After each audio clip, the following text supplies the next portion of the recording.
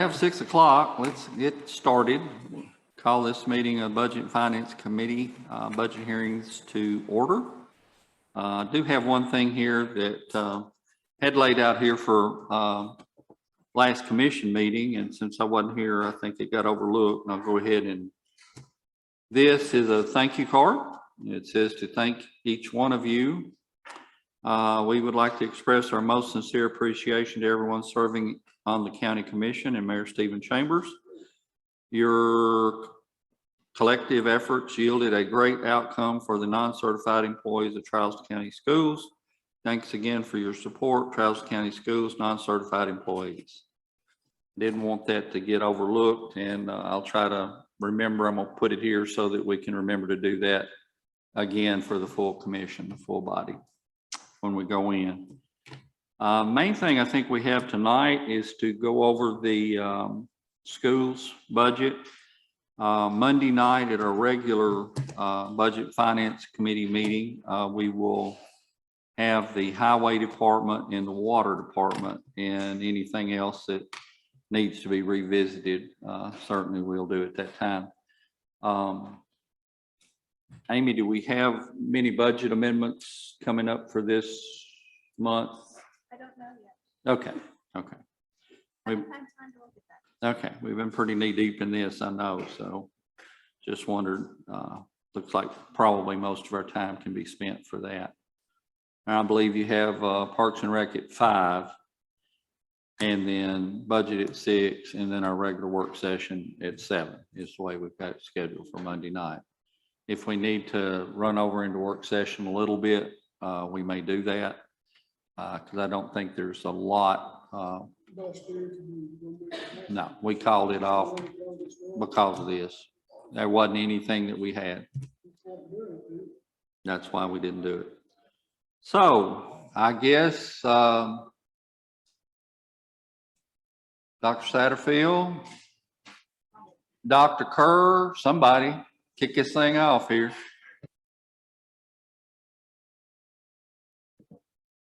It's different from up there.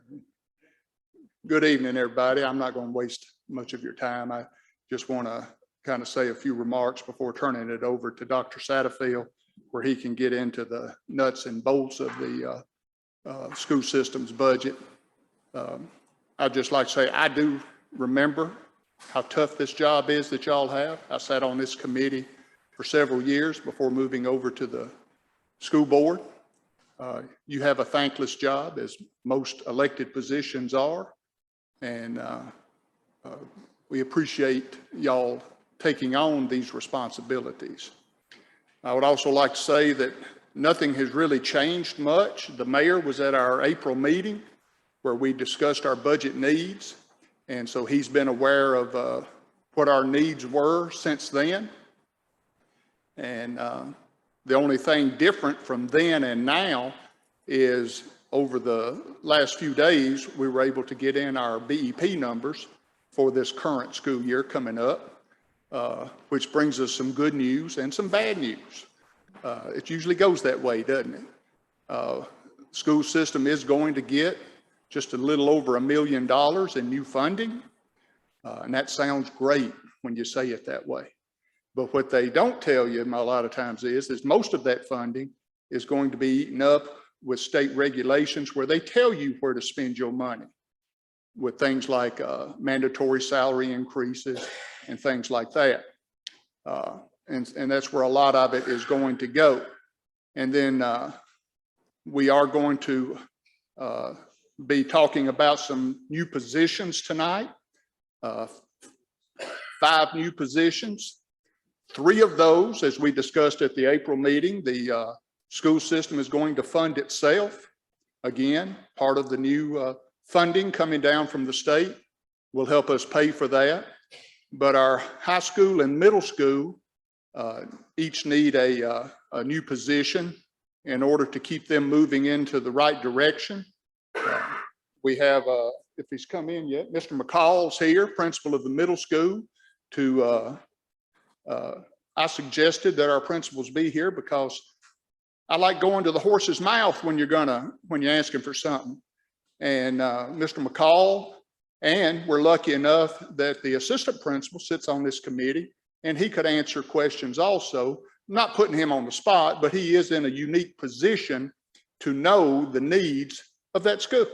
And so if someone has a question that maybe Mr. McCall doesn't handle, because there is a differentiation of duties, then Mr. Gully could possibly answer that also. Ms. Dickerson's not here. She has written a letter explaining why she needs her position. She's going on a trip out of country, leaving in the morning. So you will have her letter to answer what she needs. And these are positions that will keep our system, those two schools particularly, going in the right direction for the next several years. Why do we need those?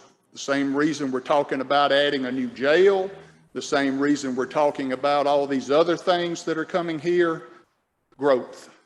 We've had over 100 new students in our school system this year. We've never had that in my lifetime that I can remember. Just last night at the Planning Commission meeting, we approved several new subdivisions. One, if it builds out and is able to be platted outright, could be as many as 47 new homes. You never know how that's going to go. You don't know how quick they're going to sell. But the way things are going, it doesn't look like it's going to take too long. Y'all are fortunate enough to have some real estate people on this committee, Mr. Harsh, Mr. Ferguson, and they know more about how that goes than I do. So if you have questions about that, you might ask them. And there were other subdivision things that were approved last night, but not of the scale of the 47. So we're here to answer your questions tonight. We're here to answer your concerns. I think we all share a desire to keep our school system going in the right direction. The gentleman putting in the cluster home development, that's the 47 homes. I just point blank, he lives in Castellan Springs. He's a retired developer from Florida. And I met with him and went over his development. He went over it with me, and he's moved here. He lives in Castellan Springs. And I've always wondered, you know, being in the school system, you get all these new kids from California, from everywhere. And I always have wondered, how the heck do you find Hartsville, Tennessee? Now, Bill and Mr. Harsh know how, because they're in that business. I didn't, but I just point blank asked this gentleman, why are you building this? Why do you want to come to Trousdale County to build this development instead of Sumner County? He said 2 reasons. And I never met this guy before. I didn't know him. But he said 2 reasons. Land prices. We think they're high. I really think they're high. But compared to Sumner County, they're a bargain. And the second reason, he said, I did my homework on your school system. You have very highly rated schools. People want to buy homes in places that have good schools. And those are the 2 main reasons that he told me. So I think that's a compliment. I think that's a compliment to the school system, obviously, but I think that's a compliment to our whole government that we've worked together through all these years to keep our school system at the level that it is. Be happy to answer any questions as we go along. Be happy to talk privately with any county court members that need clarification or something. I don't mind a bit. I'm going to turn it over to Dr. Satterfield now, and he's going to get into the minutia of this budget. He has handouts and some things for you. I just kind of wanted to do a little kickoff for him because, as I said, I sat in your seat for several years and worked with a lot of you while doing that. Thank you. Thank you, Mr. Kerr. Appreciate your kind words. Mr. Kerr, All right, here we go. yes, sir. I've got some documents for everyone. Mr. Kerr, you want to do that? I'd be glad to. Okay. I'll give this one to the mayor. Okay. I'll let you take the rest of it. Give Okay. each one copy.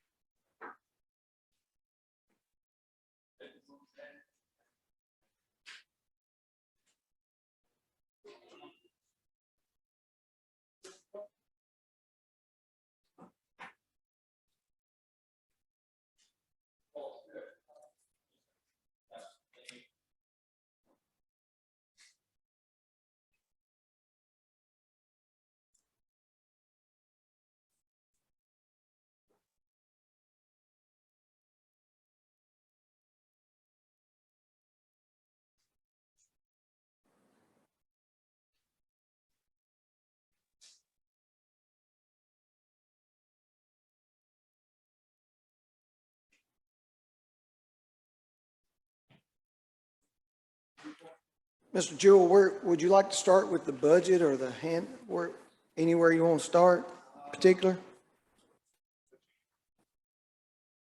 And start on page 1, the revenue side. What is this one? Okay, basically what I think that is the core of the presentation this evening, and we can start there if you would like. Well, are these figures included in the budget figures? Some are and some are not. The reoccurring ones are, and the non-reoccurrings column is not. And I think that's a discussion point that we would like to hear from this body to see what their suggestions might be for the county non-reoccurring column. So there's only those 2 items? 3 items? Well, it's about 1, 2, 3, 4, 5, 6, 7, 8. According to how many, 9, 10, 11, 12. There's about 12 topics of discussion there. You want me to start on that sheet, or you want me to start with the budget? Let's just start with the budget. And Okay. most of these, you said some of these are included. If you Yes, get to a line item they're not, then we can Yes, just sir. Yes, sir. make That'd be us fine. aware of it, I guess would be the easiest way. Amy, you have any thoughts on that? Mayor, you okay with that? Okay. The budget that you have before you is a revised budget from the one that was submitted to the mayor after the board meeting prior to May 1. We did not receive our BEP estimates till the afternoon on Friday, April the 29th, which was a week after the board meeting. So everything we were doing was estimated revenue at the time. Mayor and I discussed that. We knew that this would be a working document for some time. So we were able to get our estimate, and I'll go through what those are. If you'll look at the current property tax, we're estimated to bring in $1,600,000, looking at closing out for this year. I think we estimated that at $1,528,677. What we're asking for is an increase to that current property tax of $173,204, which would, I think, would equate to about 5 cents on the tax rate, if that rate is 29,781. I'm on 40110 current Okay. property tax. And this says 1701,881, but I don't think that's what. Yes, that's what I'm saying. We're asking in that 1,701,881 is 173,204. Remember that number, 173,204. You will see that on that worksheet. You'll see that on the worksheet on the county reoccurring in a minute. We'll come to that in just a second. So the only other thing that changes is if you go over to page 2 and you'll go down a little bit past midway at revenue code 46511 basic education program, that's the BEP. You'll see that we have changed that entry to $9,144,000. And guys, that is approximately $1 million increase from where we were last year. Now, before we ride home and do a victory lap, we need to be sure that we understand that they have put money, they want to raise teacher salaries for next year. And you've heard the conversation about the TISA and they're going to try to raise teacher salaries. What superintendents has asked legislatures and stuff is try to help those teachers now. If you've got that money sitting in there, try to give that to us now as much as we can. So there's a significant teacher raise in that amount. We do not know what that salary scale will be. The State Board of Education will set that in June. What I have done in estimating teacher salaries for this year is I've gone through each teacher that we have and those that we've hired and those that we anticipate to hire, and we've applied their step raise, which is at year 5, which is at 1, 5, and 11, and then any additional degrees that we know that they've gained. And then we changed the step salary, and then we've added $1,000 per teacher. We don't know if it'll be that much or not.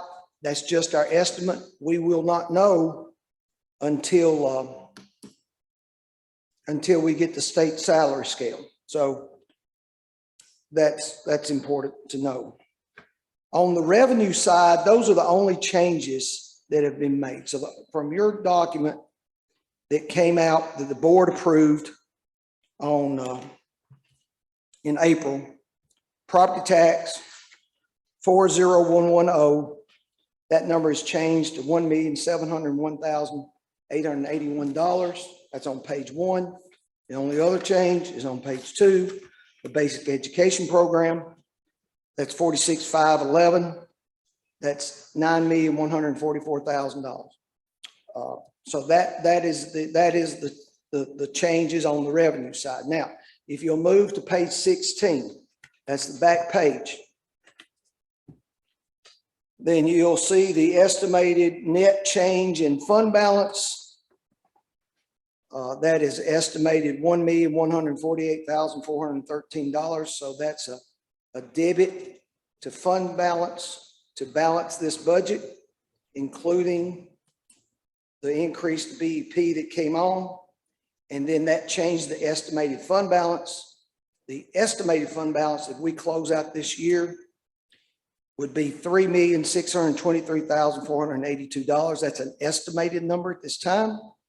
We're estimating, as you'll see on the, if you're looking at middle column on estimated 21-22, we're expecting to roll $69,531 into fund balance. That is the first time that's been that's a negative number, but we think we're going to break even or close to that. $70,000 close to breaking even. And you can see that last year we rolled over $655,000, and that was the first time in 3 years. But the estimated change in fund balance would be from the estimated 21-22, $3,623,482 to an estimated $2,475,069. So that would be the change. Now, if you look at page 1, 2, and 16, then everything that aligns with that comes off of this one Excel colorful worksheet that you have in front of you. And here is what we as a board have talked about, discussed, and passed. This is in our present budget. What the first line, it says cooks and janitors salary adjustment. Our cooks and our janitors are presently making about $11.19 an hour. We have chose to raise those to $13 an hour to try to keep those employees. I've been down here several nights. I've listened to your law enforcement talk about the importance of maintaining employees and the challenges that they have had. I've heard your EMS share the same thing, and we have the same challenges as well. I have 2 part-time janitor positions that we were unable to fill all year. We have just enough bus drivers. We don't have anybody knocking our door down or waiting in line for those jobs. But when looking at our salary, we wanted to make adjustment to our cooks and our janitors, and we're willing to take that on within our budget. And that would be an estimated increase of $71,619. If you move on down to the next yellow band, the additional of 3 elementary teachers, one of the things that you would see in a BEP estimate that come out like last week is that the state shows that we've gained 100 students from the same time last year. Our records are indicating that we have steadily increased 105 each month. And that puts a pressure on our class size ratios. And I think we have one of our principals here that will talk to you about that tonight. So what we're saying within our budget, then we will take on the 3 additional elementary teachers. That is absolutely essential. We would not be in state compliance if we don't add those 3 teachers. Our classrooms would be overcrowded next year. The other things that are in there is like right above that is the elementary roof. We've had a couple of conversations with the mayor and the chairman about the issues that we're having with our roof. We intended to resurface that roof and get a 10-year warranty for $453,000. We've had a lot of trouble with that. We're on the verge of litigation. We've hired a structural engineer and an architect to look at the possibilities of going into litigation with our insurance company who denied the claim. And but at some point in time, we may very well have to replace that roof with a pitched metal roof like the one we had at the middle school, or we could go a cheaper route and replace the spray foam roof. We would have to have some help on that. We're willing to put in what we intended, the $453,000, and it would probably be an estimated $600,000 on the other end if that comes to fruition.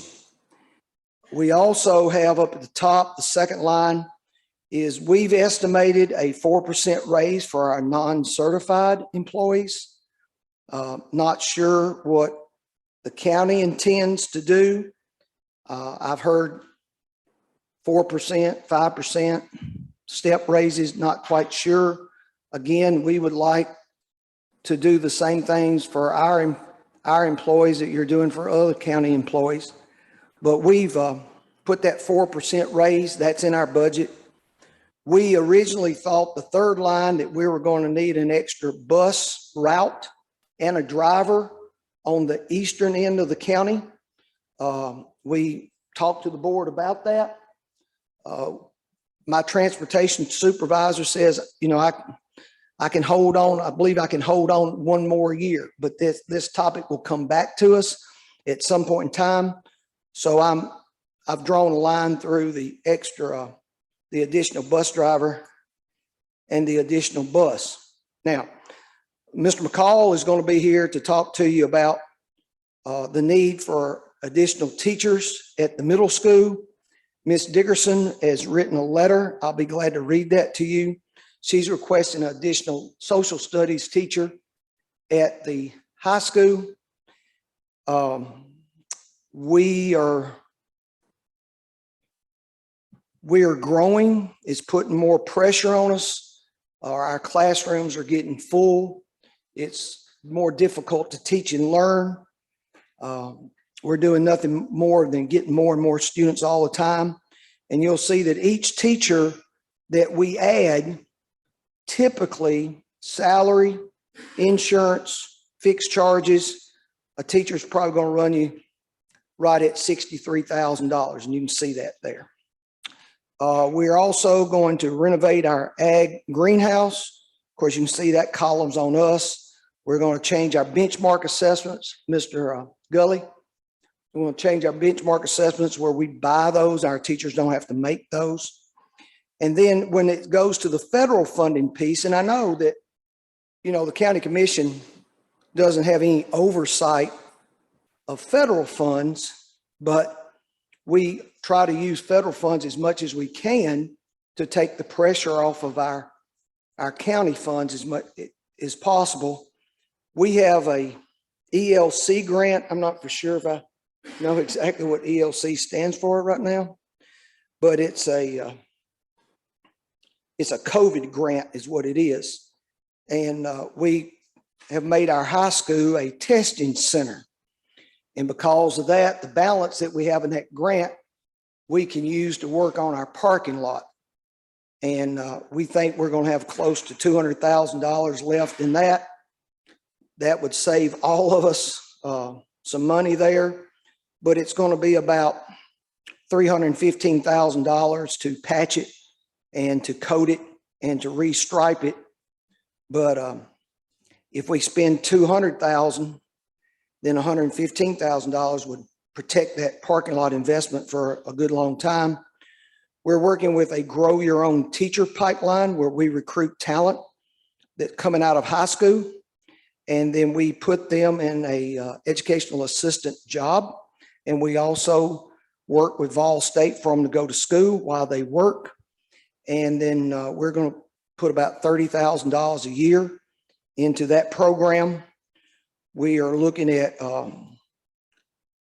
professional support around ELA, supporting our teachers and leaders. And we estimate that'll be about $70,000. We hope to find balances in our ESSER funds to do that with. And I think we've also had a conversation here about the work at the middle school, the windows that we have put in using federal ESSER funds.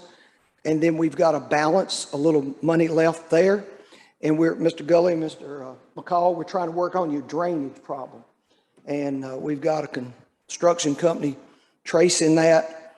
And we want to try to get all that guttered and get that water away from the building. And we've got $32,000 to spend there. So everything in that first column are things that the board has said, we're willing to spend our resources toward these means.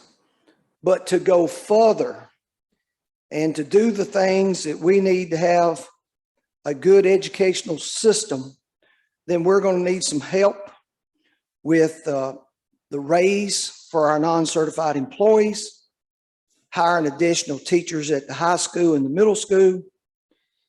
And if you strike that additional bus driver, can I see your sheet for just a minute?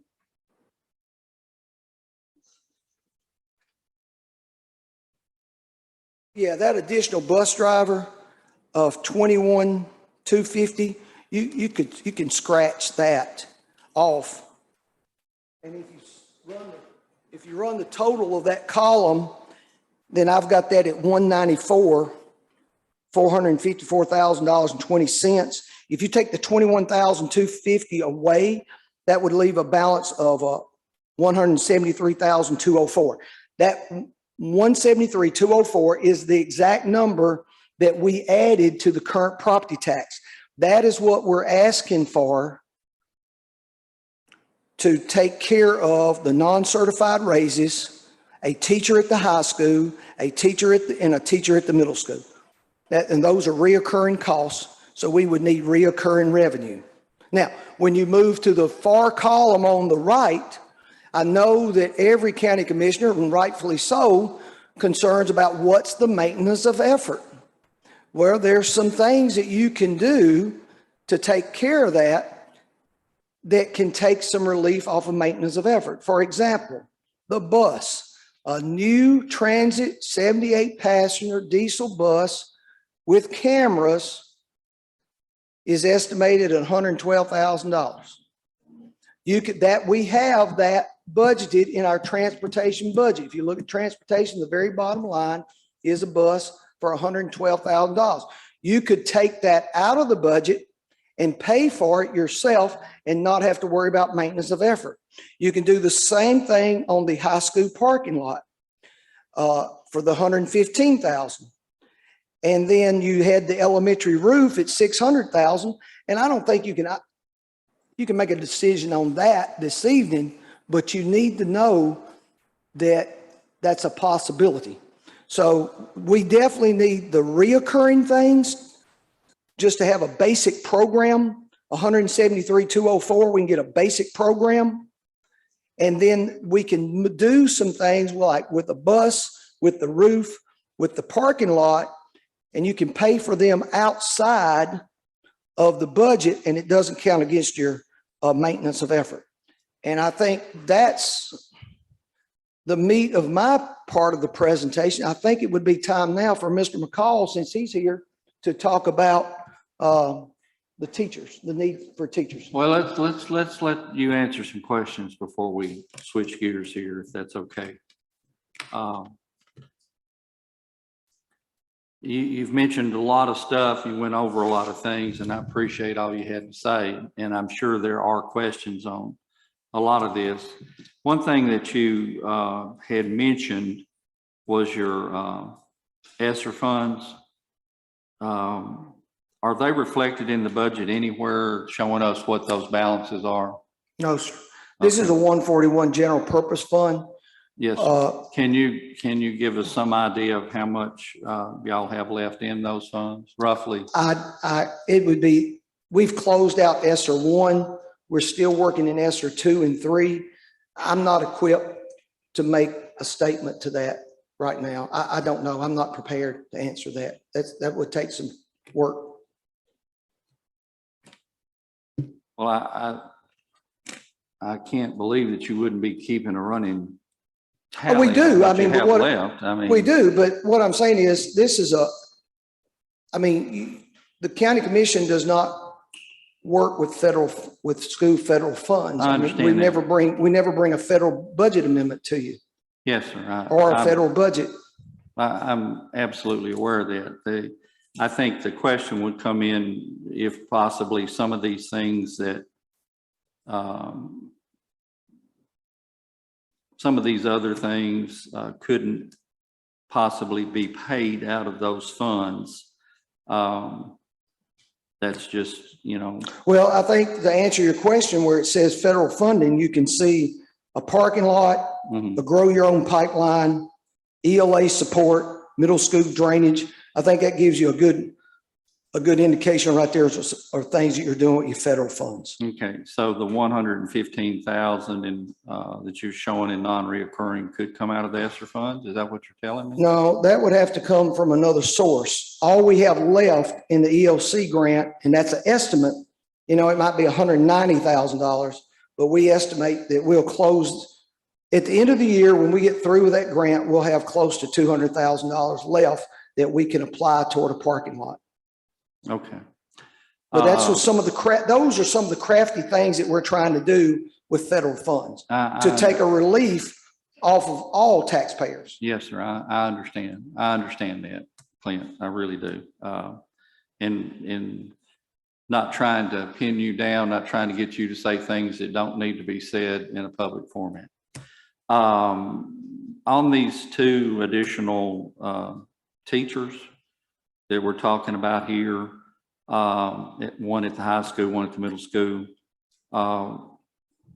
why would they not be covered by the state or the state funding, state formula for other teachers if they're necessary and that you have to have them? I don't quite understand why those would not be presently under the BEP. And in years to come, when we're under TISA, this conversation will be different. But presently and going forward for this year, teachers are funded off of the number of students in a school or a grade particularly. So what happens is those positions have not reached a number threshold so that they are funded with state funds. It's the okay. Well, I must have misunderstood what you said, because I thought you said that the state would require us to have these two positions in the elementary. where your class size ratios are smaller. Okay. 20 in the early grades, 25 in the middle grades. And then when you get up to the secondary grades, when you get to middle school and high school, that is 35. So what I'm saying is you can have more students before they'll fund a teacher in the secondary grades. Well, I know sometimes the fractions don't work. I Exactly. realize that. I get that. I just understand. I knew you said that the 3 elementary would be covered, included, but I also thought you said that the state would require us to have these, and that's one reason that you were wanting to put them for in the there. elementary. For the elementary. Okay, that's not what I understood, but that's why I asked for clarification on it. Mr. Jewell, Mr. Gully, you're recognized. I just want to point out one piece there. I hear what you said well. You said the BEP has not yet increased. Why is it not covering these pieces? And I understand what you're saying. When you go and talk about putting what the BEP says that can be done, remember that's basic education program, straight up. When you start talking about putting 35 middle school students in a classroom, they won't fit first off in our classes. We got to realize that. We got 31 right now and on average in some classes, and you're not going to fit another desk without putting kids hanging on the wall. I'm just being honest with you. So what he's telling you is, yes, the BEP doesn't fund those positions because it doesn't fund them until they get to 35. It says you can handle this. Now, folks, I've been in middle school a long time. If you want 35 kids or 32 or 3, if you want to wait on the state to fund those positions, we're going to be in a hurt in educating kids with the number of kids we're talking about in a classroom. That's straight up. You can fund it any way you want to look at it.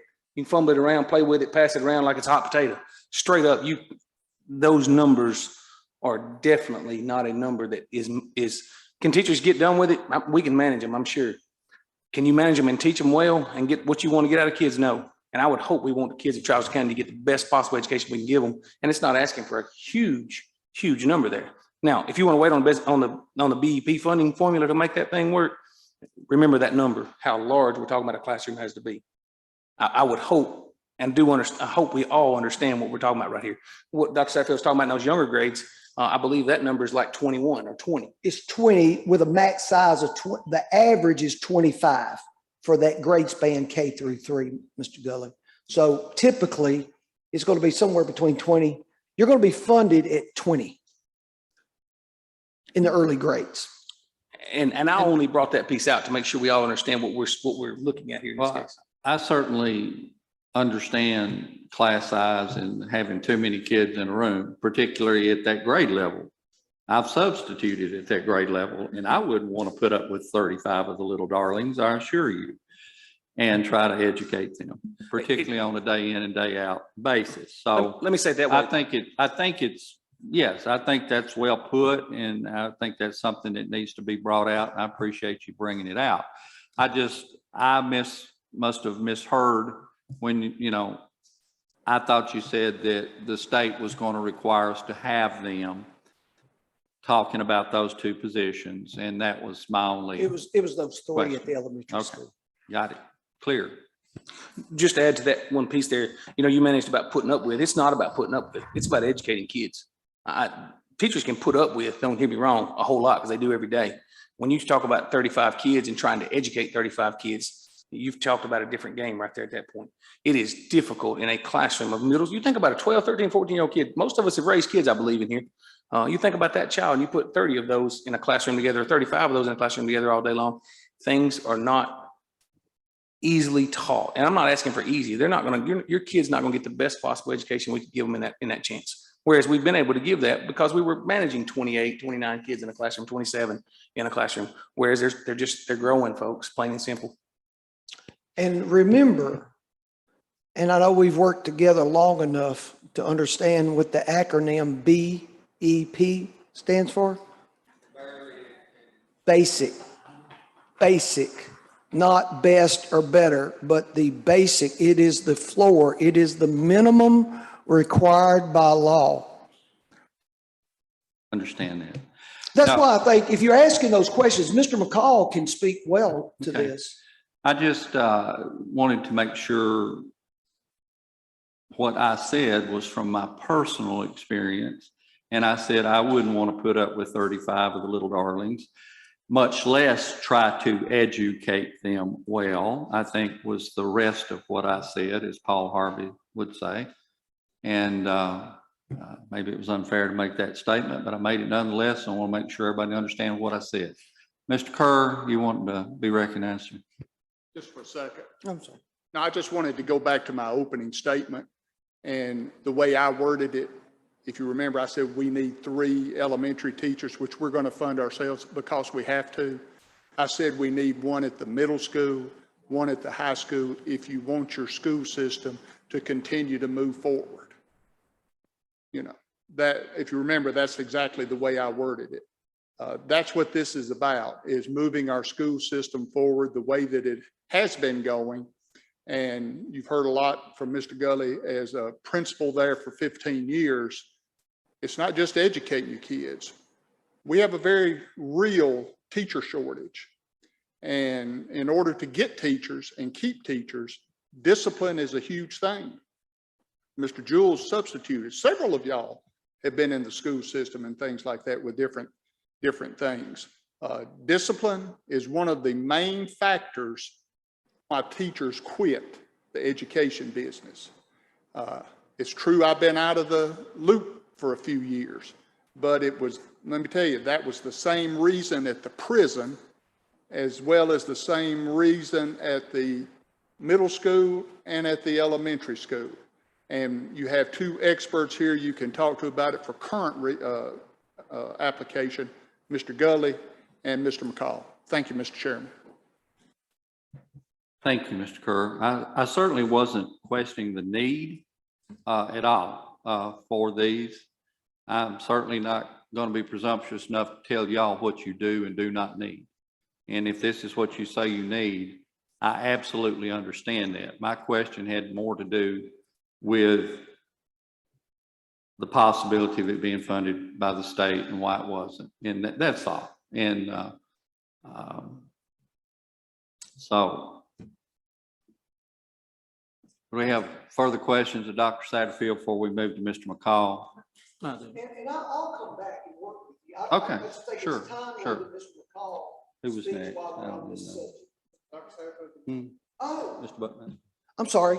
Mr. Buckmaster, you're recognized. I wanted to see how this proposed budget fits within our proposed tax rate and the originally proposed rest of the county budget. How does that fit in there? Does that include a tax increase, same tax? How does that fit? Mr. Buckmaster, if we look at the county MOE on the column that says reoccurring, and that was my mistake on the additional bus driver, and you strike the 21,250, if you strike that, then that would sum up to be 173,204.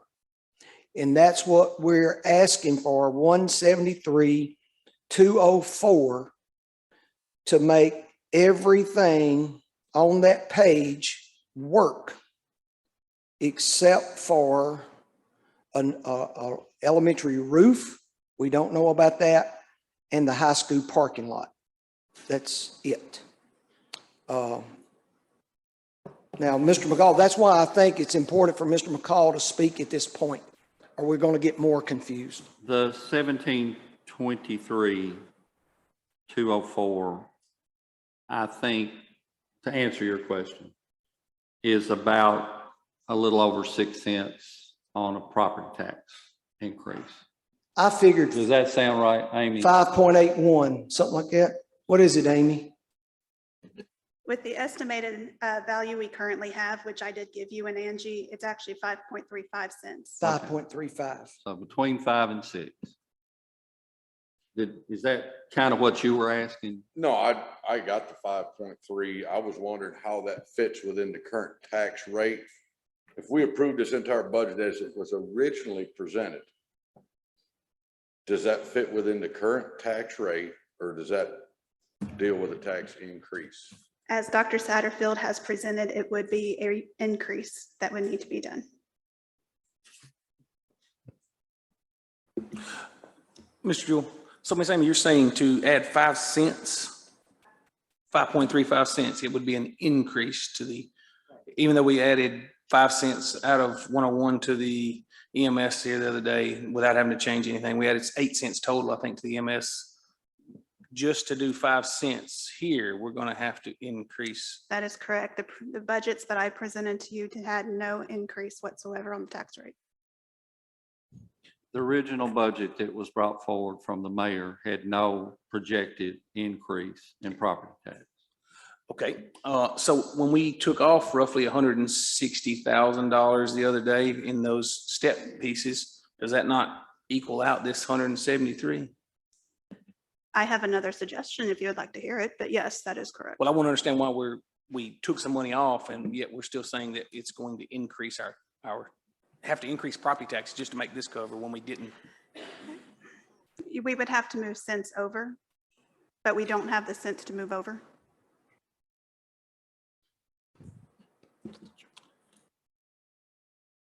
So all those pennies we'd moved over to other areas have already taken every bit of that projected property tax dollar. Interesting. I would like to suggest adjusting your sales tax number for the schools though to 1 million instead of the 800,000 that he has proposed. That was what I was going to bring up, was it looks like some of your revenue projections are a bit low, that if they were raised to where we think they would be, then that deficit would be considerably less or somewhat less. And Mr. Jewell, we don't argue that point. We just try to do basic finance, that we try to overestimate our expenditures and underestimate our revenue. And if there's places in there that in the revenue side that you think are more realistic, we are certainly open to entertaining that. Well, I think your sales tax figures, right now, you're looking at probably 954,000, what you'll finish out this year, 21, 22. And you're estimating those at 800,000. I think with somewhat modest increase in sales tax numbers that we've been experiencing, that figure is going to be closer to $1 million instead of $800,000. Yeah, we were So there's 200,000 of your 173,204, I guess, is my thinking, or at least where I'm coming from on that. Now, if I don't know that the comptroller's office would allow us to, to raise it that much. I know we have to be at 92%, but certainly it would be more than $800,000. What would, Is that correct, Amy? yeah, right. That's where I was, yes, sir. Yeah, that's what I was saying. What about looking at maybe 900,000? Mr. Kerr was just whispering in my ear. Actually, you stole my thunder there. We have to think about a possible recession, the inflation that's coming along, what that might look like 12 months down the road. But what would 900,000 feel like? Well, that would change your 173,204 to 73,204. Yes. At the stroke of a pen. And Yep. I don't think it would be unreasonable to estimate that amount. I think you could even go as high as $1 million on that amount myself, because you're going to finish this year pretty close to that now. If you had no growth in sales tax collections whatsoever, you would be at that figure at the end of next year. So you're thinking 950,000? I'm just saying, not proposing a figure as much as looking at the revenue side. I think the reason you're coming up short is that we're not really projecting the revenue side. It was just our estimate. It was just our estimate. I would defer that more to the mayor's expertise, and Amy, they deal with these figures every day, and of course I get them, but I'm not directly involved in them. We're experiencing roughly on average about $20,000 a month increase in sales tax revenues over the last year and a half during COVID and everything. So certainly those figures, much to do with home shopping and people, and more than likely they're going to increase because people are not going to spend the gas to drive to Walmart if they can buy it at home, get it delivered to the door. So I think they'll at least offset each other. I don't know that it would be a terrible increase.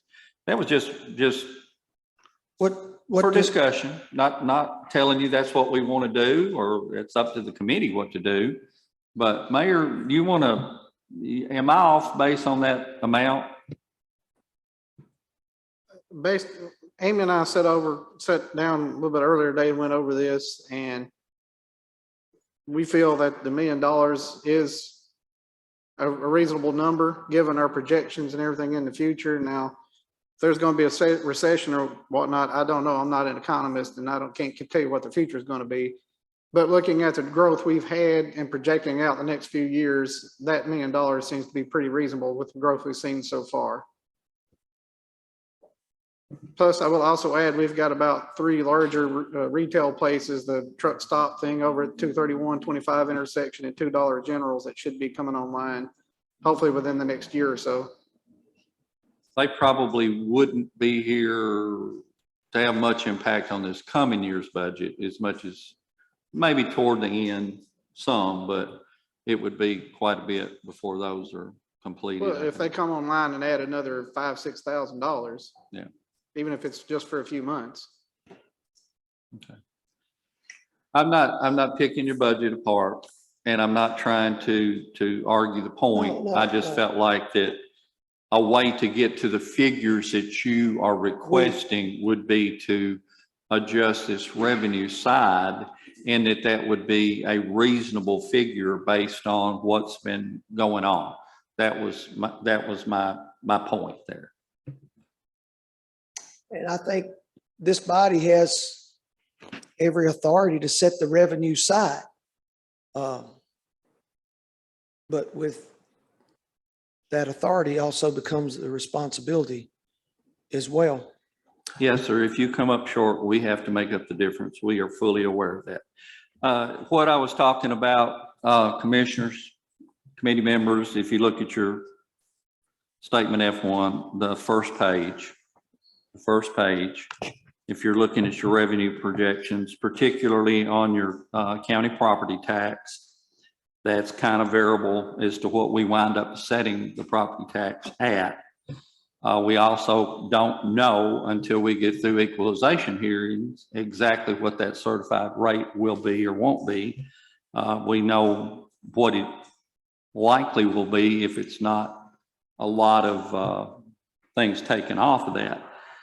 If you look down at 4,200 county local option taxes, if you look across, that is where I thought that we might be able to try to raise this up on the revenue side to be able to give them what they need to go with their requested budget. And I don't think that figure of 1 million is out of reason. If the mayor thinks it's not, and Amy thinks it's not, I don't think it is. I know we want to be conservative on our revenue figures, but it just seems like that we're needlessly trying to blow your budget up when all we needed to do was add a little money to it, I guess. Yes, sir. Let me ask again, before we go too far down that road, that you listen to Mr. McCall, because I think he has another request. Works for me. Okay. Mr. Clarity, you're recognized. You have a question. Yes, go back to your elementary roof. You're estimating it to be $1,053,000 to fix it? You know, we did the middle school roof, and I believe it was 1.1 million after we got through with architectural fees. We don't know the price of materials right now. We had a bid, an estimate on that metal roof at $553,000 just a month or so ago. Obviously, it's going to be a month to a year before the dust settles on that. And that's why I just put in an estimated 600,000 and put a line under it. You know, that's kind of dangling. That figure is. Oh, okay, so you're saying the school system's gonna pay $453,000 out of that Yeah, $600,000? that's what we've discussed with the mayor and the chairman up to this point. That's what we were, and that's a conversation.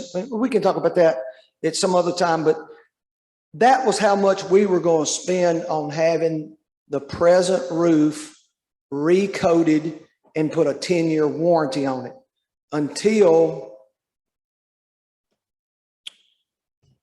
the drama began. And we're still in the second act of that drama. So it's going to take a while, but yes, the board is committed to putting in the 453, the money that we were originally planning to put into the roof to have it resurfaced and bring the warranty up to 10 years. Again, that was a draw from our fund balance, and we were not coming to the county commission at all to ask for any funds to put a 10-year warranty on that roof at the time. That was included in this year's budget. The current year's budget, It was in, yeah, the current, yes, sir. it's in the Yeah. current year's budget. Yes. So that money would carry over. That's It would part roll of back your in the fund fund balance. balance, yes, sir. Yeah, that'd be part Yes. of your fund balance. So I that's think what the other figure was, if the question was whether we go back with a spray foam roof, whether we have to pay for it, insurance is denied the claim. We feel like there is possibility of litigation forcing them to pay for it, or the original warranty from the company to begin with may cover some part of it. We had also discussed and felt like that it might be worth discussing or prudent to scratch that type of roof and go to a standing seam metal roof, much like we did on the middle school. If we do that, that's where the extra $600,000 would come in.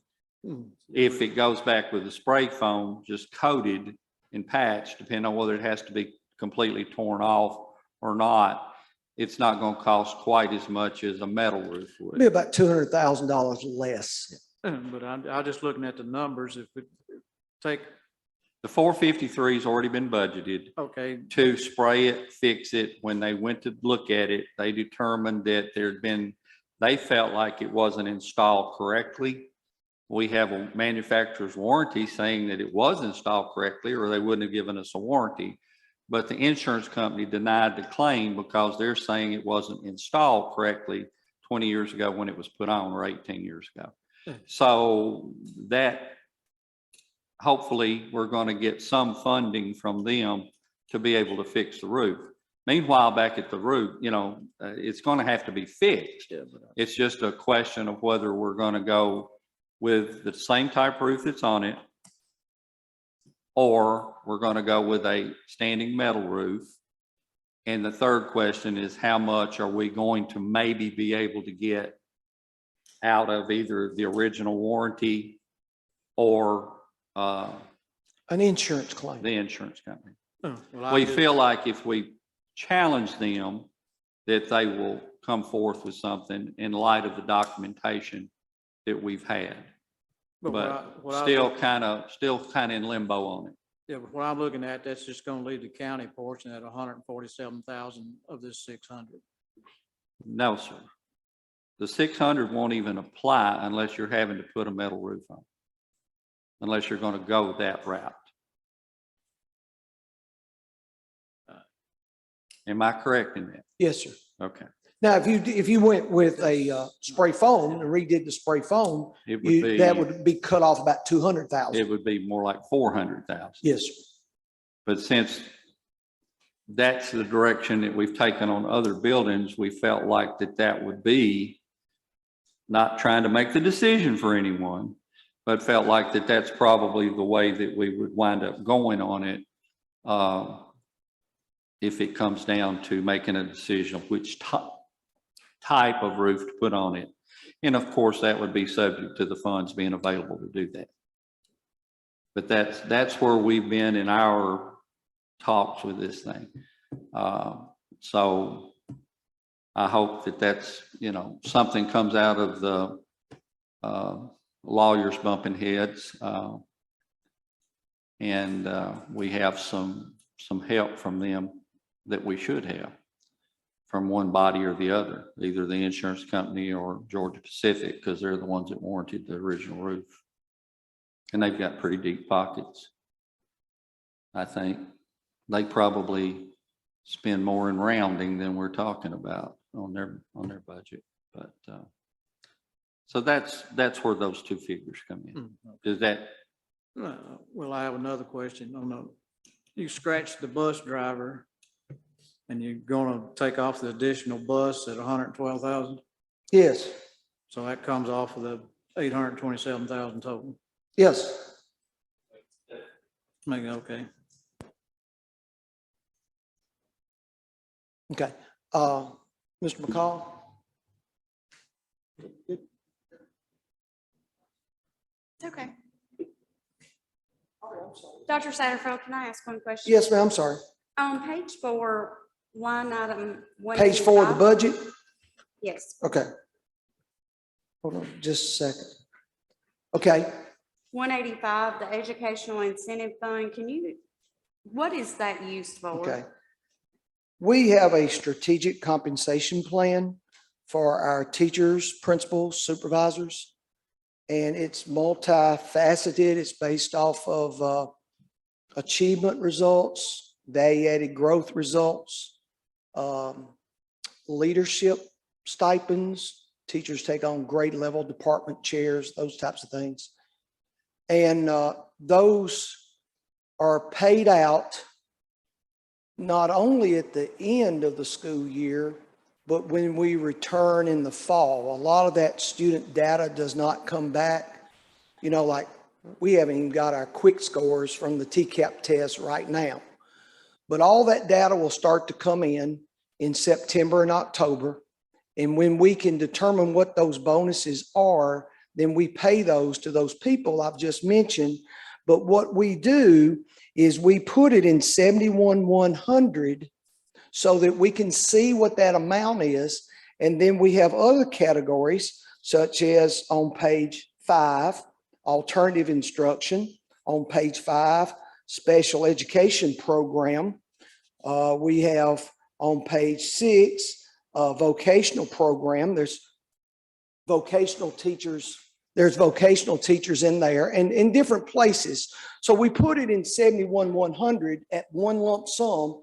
And then once those payouts are made, we take it out and we'll do a budget transfer, and you'll see that every year. But we put it in one place where our board members can see it and where you can see it as well. So you know where it starts. Y'all ready for Mr. McCall? Okay, Mr. McCall.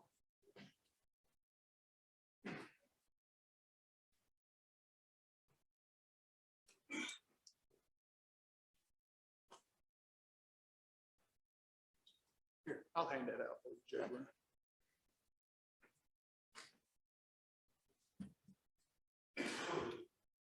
Got a little handout Mr. Kerr's going to give you. I call it JSMS by the numbers, just to give you a school perspective of county growth and its impact on our numbers and teachers. Mr. Gully sort of alluded to this a little bit, but just sort of what we deal with day to day, year to year, over the last couple of years with enrollment, teachers, student to classroom numbers.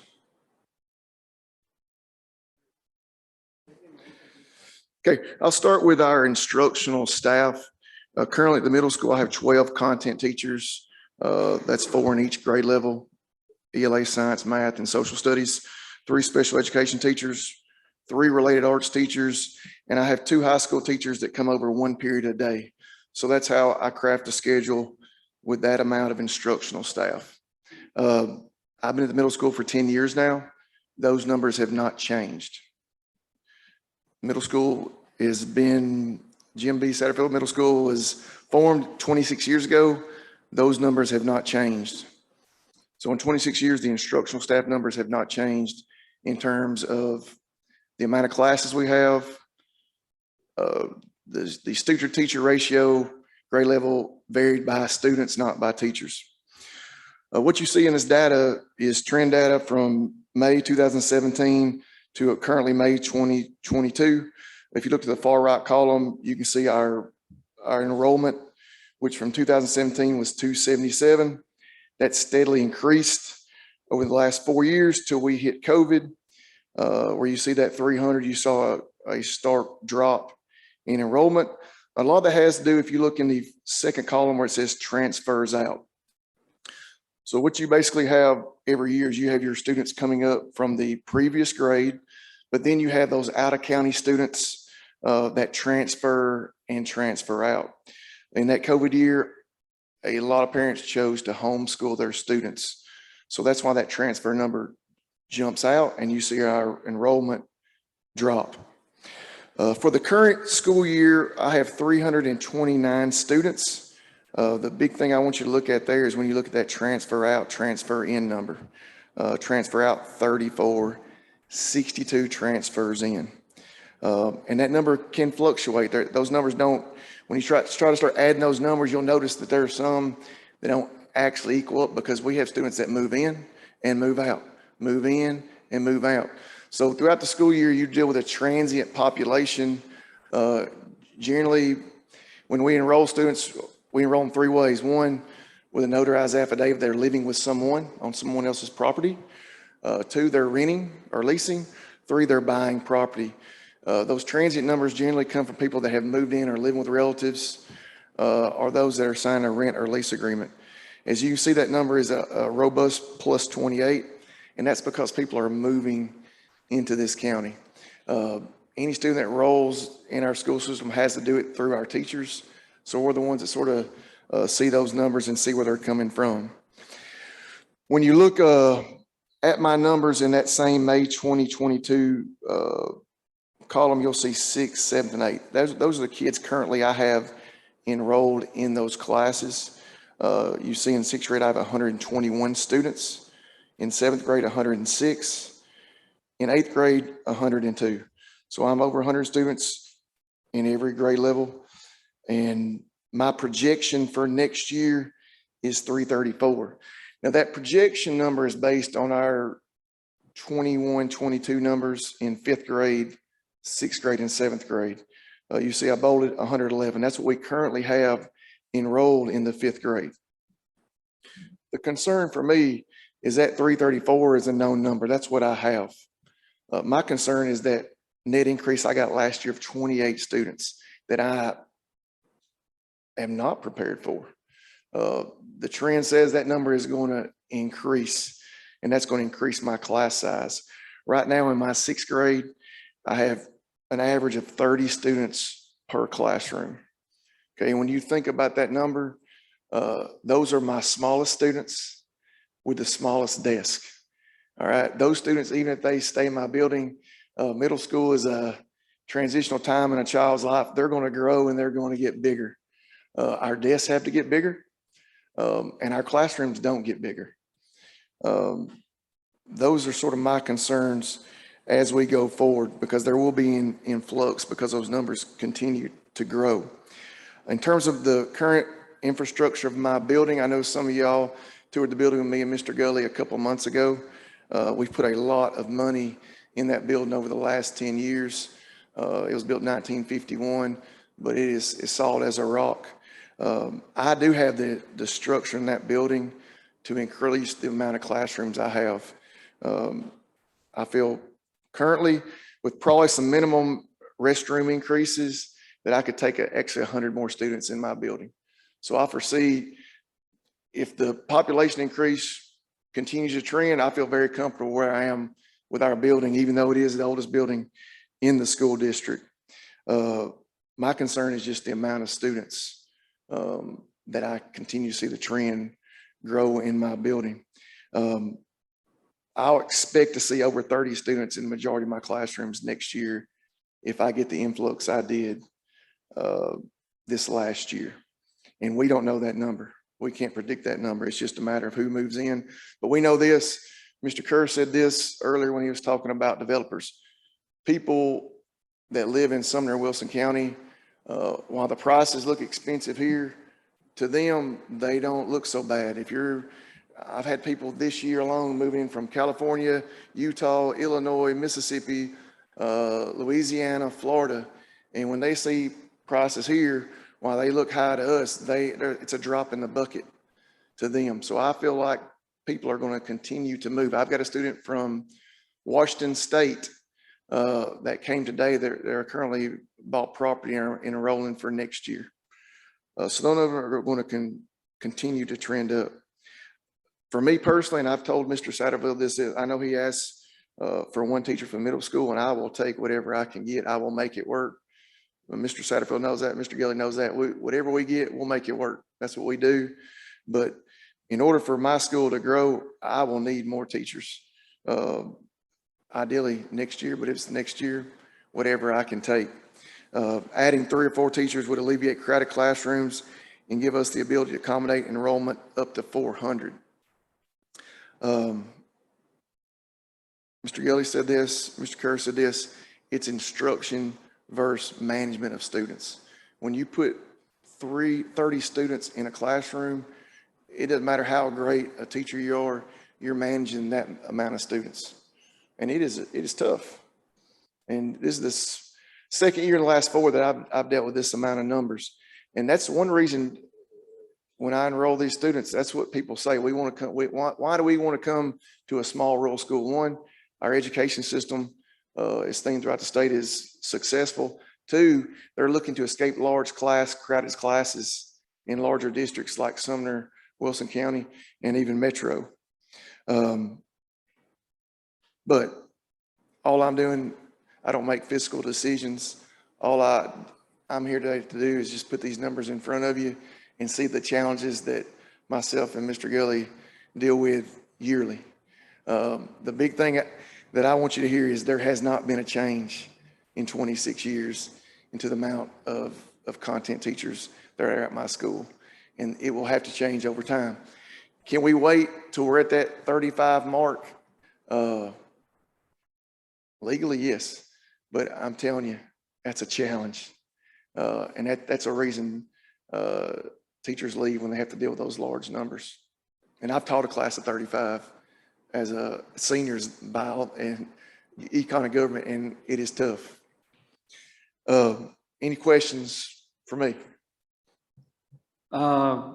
Looking at these figures, I appreciate them, and I appreciate your presentation. I think it's good information for us going forward. If I'm looking at your chart correctly, in May of 2020, 2 years ago. Yes, sir. You were at 334. Yes, sir. And you're expecting to be back at 334? It's going to be over 334. Okay. So right. Based on this, even if you go back as far as 2019, you've increased 9 students. Say that one more time, Mr. Jewell. I'm sorry. If you go back to May of 2019, you're saying you had a 325 total population. You've got 329 now, and you're estimating that by the end of the year, you'll have 334, or starting next year, you'll be at 334. So you've increased 9 students in 4 years. Well, here's what you're not factoring in. One, the COVID year that pushed students out of the district. It's still the figures that you were during those years. Yes. I know you dropped dramatically during COVID. That's obvious. And we know you've gained them back. A lot of them went to homeschooling.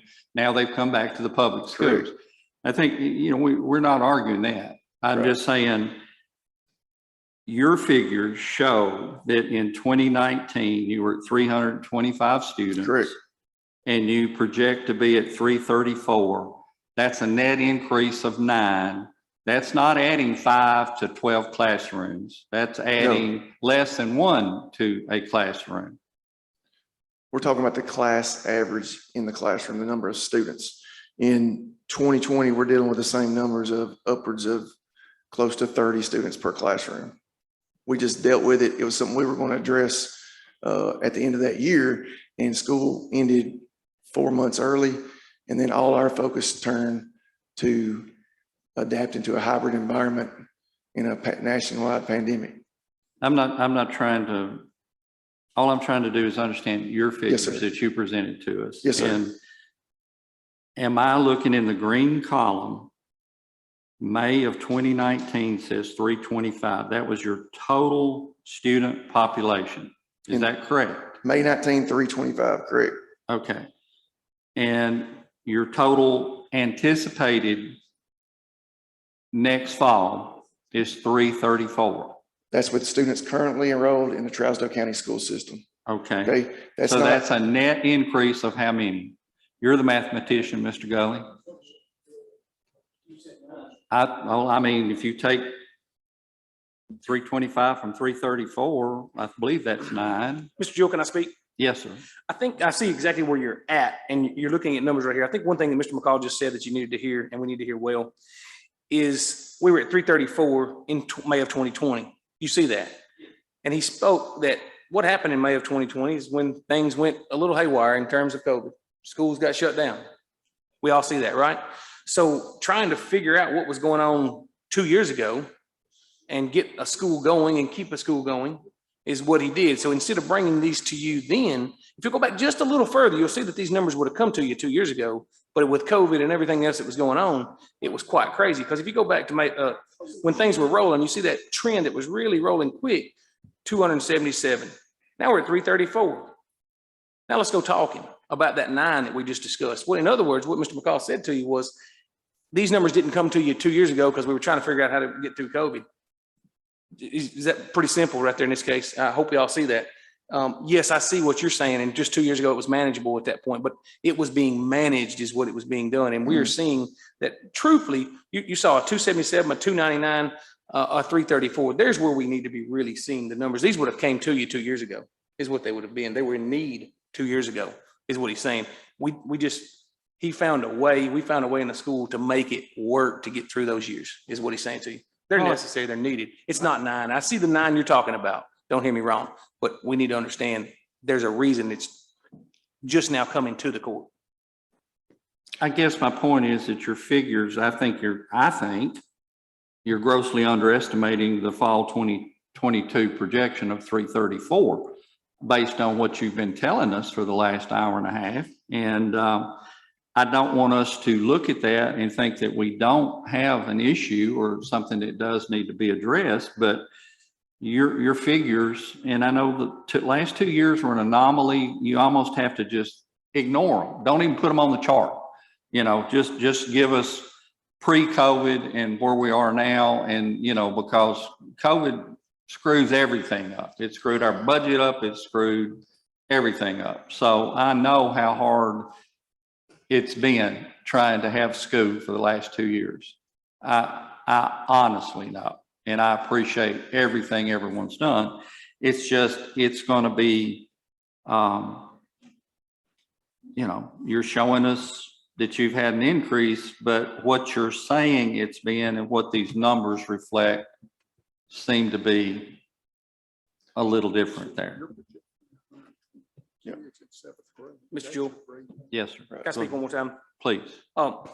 And I see exactly where you're at with that piece. And I hope we all see and hear what we just said there in this case. You take this back, as you said there, you go back 2 or 3 more years from that 17, 16, we were running pretty much at that same number, that right around 300 or less, 270, 280, 290 for years and years and years right there. I was in those schools all those years, I can promise you. That's where we were running.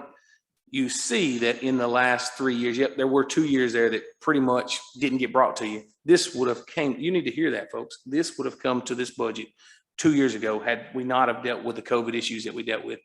This was there. issue existed then. It's been managed at this point. That's what we're talking about. I feel like these numbers and what you're talking about, Mr. McCall, is more information that needs to be given to your Board of Education and then bring to us the budget numbers that they request.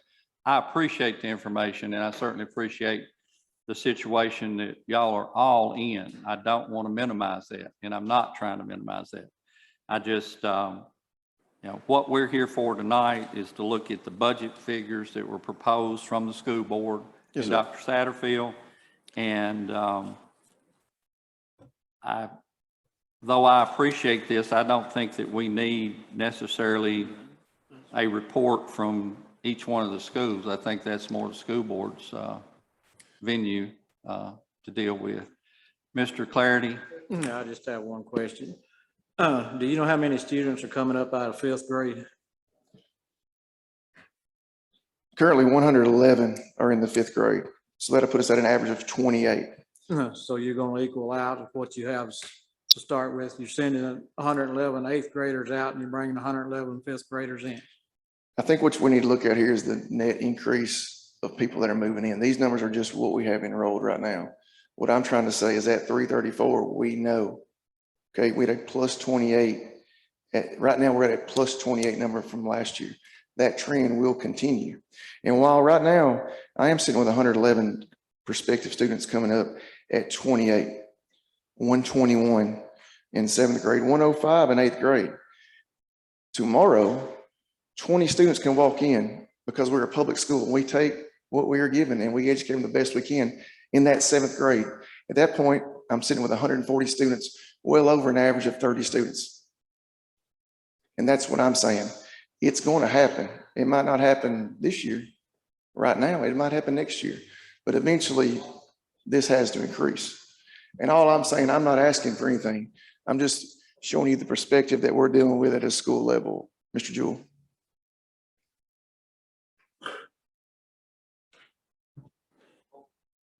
Mr. Ford? I've done a whole lot of listening, hadn't had much to say. But we were looking at this over here. You had $2,475,000 fund balance. Then over here, I'm told, if I got this right, you wanted 173,000 once you took a 21,250 off. Then you took a school bus off, that got you down to 61,204. If you took the whole 173 off, you were showing 2,475,000, you'd still have 2,302,000. And if we put the other back on there, you're not hardly down any. So, and I've never seen a budget made out that didn't have some leniency in it somewhere. I don't see we need to even be thinking about anything. The fund balance that was projected last year on last year's school budget, and correct me if I'm not correct, was $1,507,000. That's exactly right. What? 1,447 was what the fund balance would have been last year and budgeted amount. And now we're looking at budgeted amount of 2,475. There again, I'm not the mathematician that I once was, but 2 million. that seems like a considerable amount more money to me. Was that what you were getting That's at? exactly what I'm looking at. I'm thinking that their fund balance is considerably more than it was last year. And I don't know where it is. I'm not picking their budget, but I've never seen anybody make out a budget and draw it right down on the bottom line. There's got to be overages in some of this. We know sales tax is going to come back and help them quite a bit. You take that bus off, you're right back down where you started. Well, I think what I'm looking at, looking back at I keep going back to revenues, I'm sorry, but I keep going back to revenues.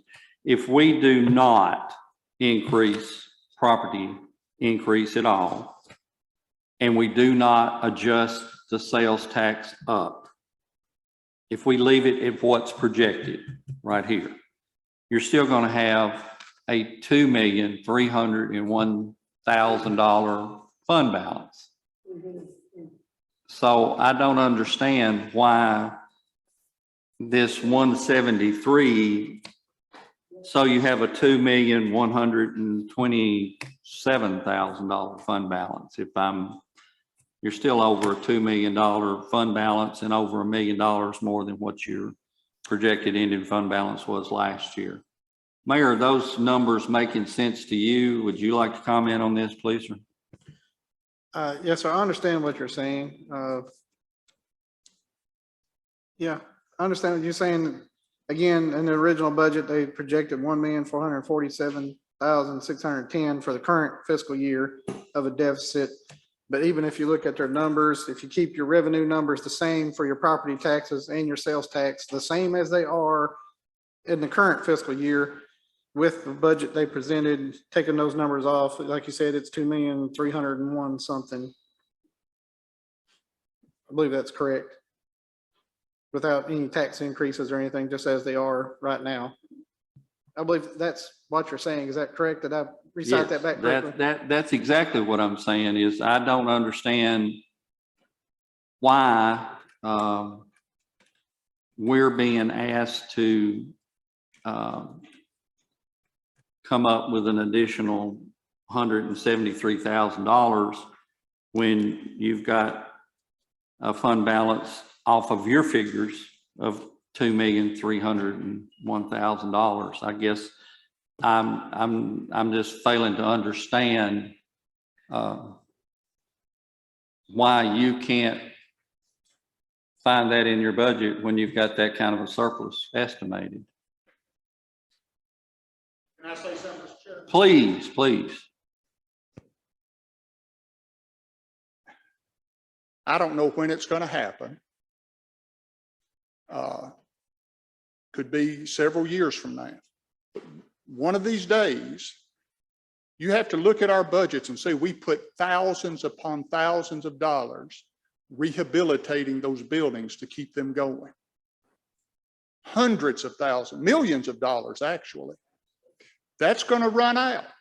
I understand Mr. Ford, he ain't never going to give the school system a penny. He wants to spend the fund balance down to zero. If it gets down to zero, then we'll be coming, I've said it before, we'll be back for a copier if that's what y'all want. But we're not going to be able to continue to fund things like the 400 and something thousand for the parking lot and that type of thing if you continue to spend our fund balance down each and every year. And that's y'all's decision. Thank you, Mr. Chairman. I don't see how we're spending it down when it's going to increase over $1 million. It's not increasing over $1 million. It's going in a hole another $1 million. And what I've just passed out before y'all, guys, this is not barnyard math. These are audited figures of the most recent 2021 audit of fund balance. And you can see that the county general fund, their operating expenditures is $6,305,078. The school budget is $12,480,751. You can see the fund balance, the last fund balance that was audited of June 30, 2020, had the county general fund balance at $4,572,304, while the school general purpose fund balance was $3,693,013, a difference of $879,000 when their operating budget is half of that of the schools. Therefore, the fund balance as per spent of expenditures, the county's percentage is 72.552%, while the school boards is less than 30%. So this question of whose fund balance is the difference between major surgery and minor surgery. You know what the difference is? If the surgery is on you, it's minor. If it's on me, it's major. And that's the question, but that's the question that's been brought up here this evening. Now, if you look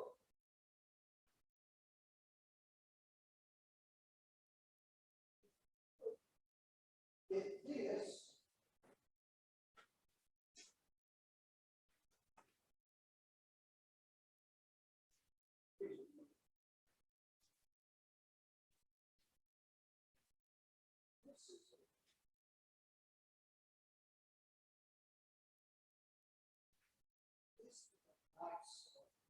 worksheet, you can see there for just a minute.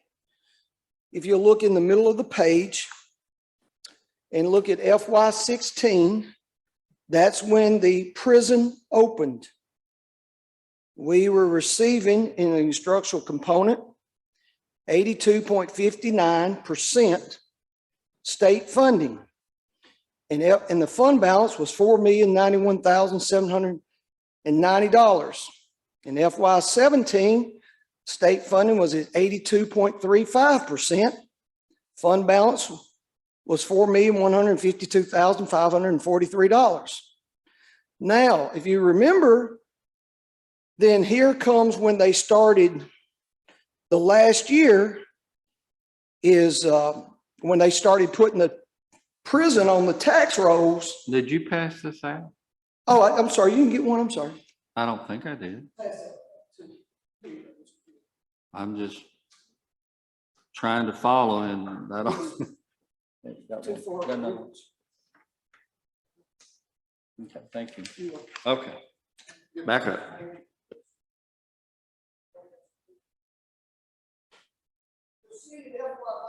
Right before the prison got put on the tax rolls, that the state was funding schools at 85%.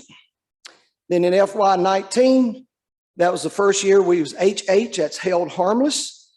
For year one, the state funding went from 85% to 81.85%. In year two of FY20, it went to 80% from 85%. From year three, held harmless, it went from 85% FY18 to 80.63%. Now you can see your fund balances change over the time. 4,091,790, 4,152,543, then drops to 4,050,000, increases to 4,506,785. Then it drops on the first year held harmless because we had to go into fund balance to meet those operating expenses to go to 3.9. In FY20, it goes to 3.3. And our last held harmless year, and this is when we started to have ESSER funds started to prop that up. But the trend is that our fund balance continues to decrease because our operating expenses are exceeding our revenue and we are headed for a fiscal cliff. So when they ask the question, why don't you take it out of your fund balance? Because we're headed for a fiscal cliff. And we know what that story looks like a couple of years down the road when we don't have enough money to operate schools. And we're looking at a large county property tax rate. And everybody was saying, well, I didn't understand what happened. And nobody told me about this. And so the idea is that we have to be frugal and we have to be responsible on the front end. And the things is, if I presented you a spreadsheet here. These are the things the schools can do to help the county. And if we're going to have a little bit more, we're going to need a little bit more help, or we're just going to have to do without. But we cannot continue to dig ourselves in a hole on this fund balance thing. And those are all audited numbers. So Mr. McCall is asking for 3 teachers. I'm probably not doing a good job, and I'm only asking for 1, and 1 for the high school. I feel like that's the minimum that we can use to get by. Will we need to be back here in the future years, Mr. McCall? That's what you're saying? Yes, sir, we will be. But as we continue to have growth in our county, it's going to cost more to operate schools, and we need to warm up to that idea. Mr. Joe. 173,204 would work our budget. Has any of the figures from the new state funding been put in any of this? It has, and that's on page 2. That is revenue line item 46,511, basic education program, 9,144,000. But if you go on down to all the grades and stuff, it comes up to 12,620,000. $12,493,899 is estimated total revenue. Well, what Mr. Governor Lee has sent out is 12,620,000. No. You have a new TISA formula. That does not go into effect until FY '24. This is what the governor has sent out. That's going. Yeah, that's 2 years from now. And those are estimates. That would begin in FY '24. You're getting $6,860 per student. No, sir. We are in a BEP world. That is a TISA formula. That has just been passed in the legislature. It goes into effect FY '24. But that's what the state is giving. No, the state has not given us a dime in that new formula. But that's when it takes over. That's what the state is giving each school system. That is an estimate. It could be a lot more. It could be less. But it breaks down by the rural area, poverty area, low income, special needs students. It has a base, and it has weights, and it has an outcomes formula to it. Those haven't been set yet. State Board of Education will set those over the next 12 months. But if it hadn't been said, how can Governor Lee send this out, say that's what you're getting? That's a question for Governor Lee.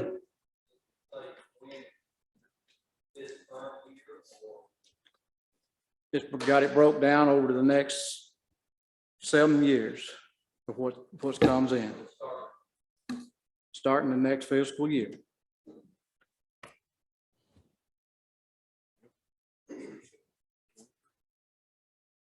Mr. Jewell, that Did y'all get any has figures? no relevance to this conversation. I mean, we don't even know what that will be. Those are just estimates they've sent out before the bill was even passed. Okay. Well, if those figures are accurate and they're going to start next year, then you don't think they'll start? It'll start in FY '24. Okay, 24. Yes. Okay, 2 years. No, we're going into we're talking tonight about FY '23. Right. And So it they would go would into start the in next 24, budget 1 year, FY '24. So your following year, not this one, but the following one. Yes, sir. Is when that would take effect. Yes, sir. And it also that formula has pieces in it that it has mandatory teacher raises in it as well. And it also has, Mr. Gully, you can relate to this, mandatory summer programming in all core. So for the students who do not pass their TCAP in the 3rd grade, mandatory have to go to summer school, and all 4th graders who are not proficient in reading have to attend an year-long all core tutoring. And so there's programs that's in that funding that will be flow-through dollars as well. But we don't know enough about that funding formula to anticipate what that would look like quite yet. We will know more as the weeks and months to come, and we'll certainly be having that discussion this time next year. Okay, this information was sent out on March the 25th.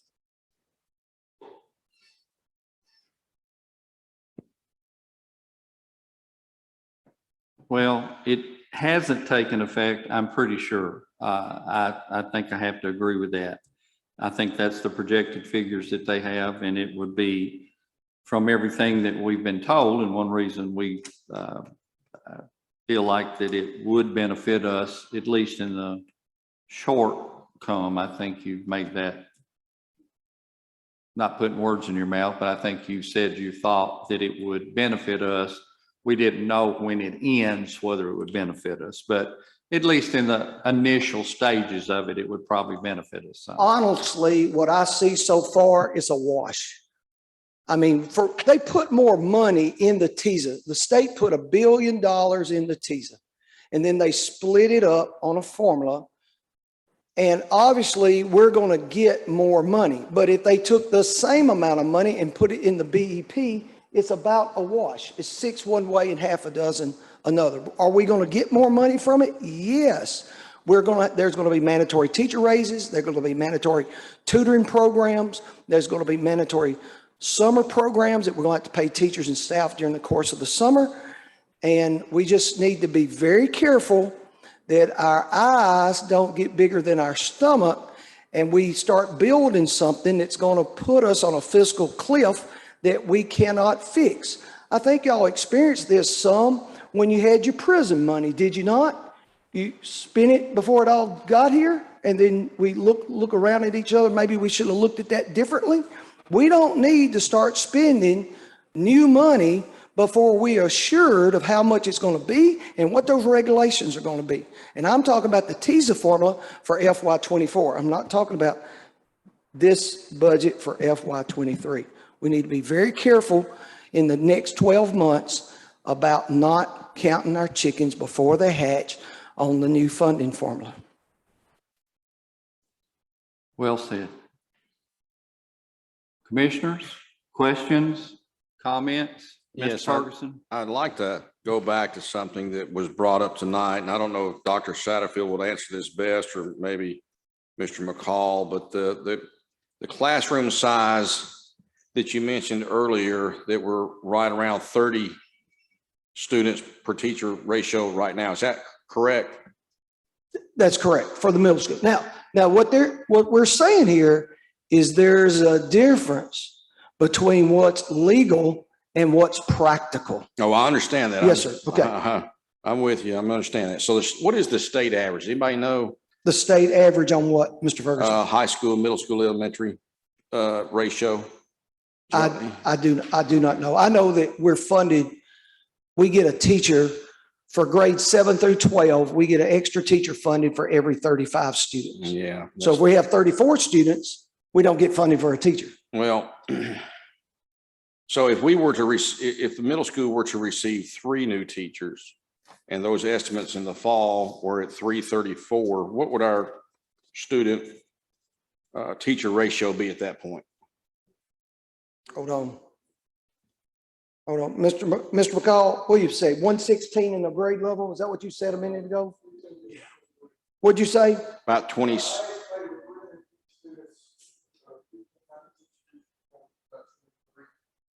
Yeah, but just give me the answer. How many eighth graders you have next year? 105. All right, and you divide that by 5 teachers, that'd be 21. That would average 21 students per classroom. And that's about where you need to be, because it's been a while, okay? But I've been a former school teacher myself. I was listening to Mr. Gully earlier, and he was spot on. You start putting 30 to 35 to 33 students in a classroom, and it's just near impossible to get a quality education. You know, I taught in a school that had 300 students. I taught in one of the largest high schools in Georgia, had 2,600 students. And I'm here to tell you that, and I've taught in city schools and I've taught in county schools. And I'm here to tell you that classroom ratio matters. And when you're up that high, we should hear this here as well as the school board hears it, because I think the public needs to be aware of where we are with that ratio, because that ratio, in my opinion, is too high. Now, if you do it with the 3 and you're back down in the 20s, that's a manageable number. But where we are right now is a strain. It's a burden on the teachers, and it's a struggle to get high achievements when you have that scenario that is ongoing. I just wanted to make that point.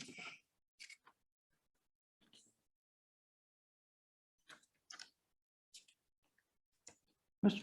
Speaker, would you like to speak? I'm not on I'm not on budget and finance. I've just come to sit in to listen. And I think we've got off topic. I mean, we're supposed to look at the budget, and that's what I was looking at. I have a few questions. I'm not sure, in February, the school, you brought a budget amendment came before us, county court. $111,000 you transferred out to do new bleachers. That was in February. This is in May. Surely you knew you were needing teachers then, right? Excuse me, I can't see, I'm sorry. In February of this year, the schools we were presented a budget amendment for I think it was $111,000, $111,405. And it was used to place permanent bleachers at the baseball, softball fields. And that money came from health services, medical personnel, and technology instructor, computer personnel.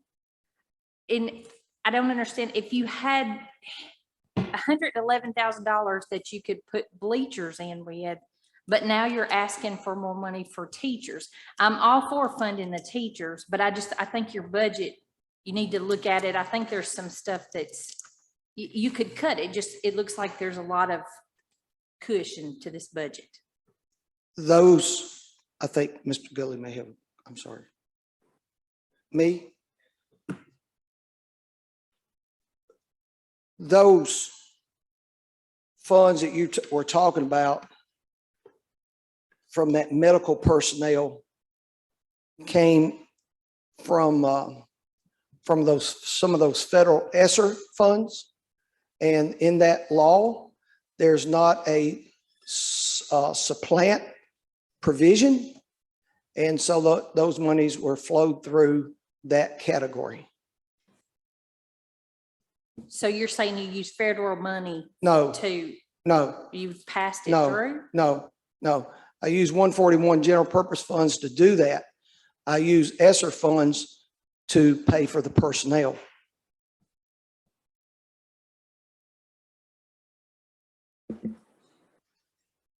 Mr. Gully. Mr. Jewell, if I may address a little bit of that question Mr. Baker had addressed there. When you're talking about a bleacher, you're talking about a one-time item as well. We need to understand that that's not a reoccurring piece. That's a one-time, one expense done. And I think if you've been at those ball fields in a while, you probably noticed that those needed to be done.